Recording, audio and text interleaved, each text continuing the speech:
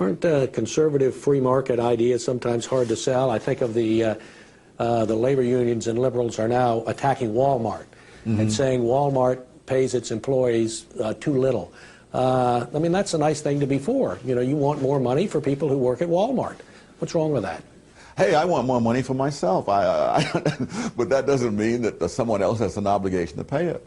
If you're paying people for their work, instead of just paying them for what they think they need, then clearly these people wouldn't be working for Walmart if someone else thought their work was worth more than Walmart is paying. So why do you think liberals have jumped on Walmart? Because of its success? Because of its success, that's a sufficient reason. They really are for helping. They're for helping people who are disadvantaged, as they put it. Whereas I think conservatives want to stop people from being disadvantaged. You know, the liberals want to help the poor while they're poor, but really the biggest benefit is to stop them from being poor. And that they have very little interest in. What is the liberal premise?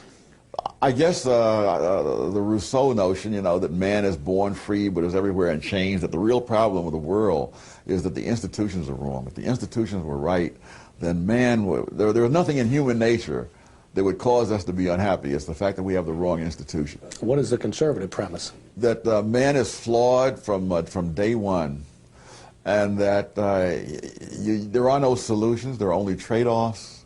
And whatever you do to deal with one of man's flaws, it creates another problem, but that you try to get the best trade-off you can get, and that's all you can hope for. I've often said there are three questions that I think would destroy most of the arguments on the left. And the first is, compared to what?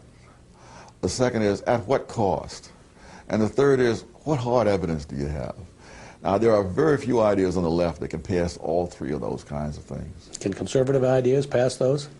Yes, I think so, because they don't assume that there is a solution out there.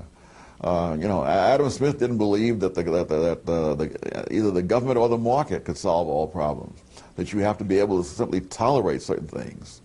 And the idea to the left of tolerating any evil, you know, that they want to stamp out the last vestige of segregation.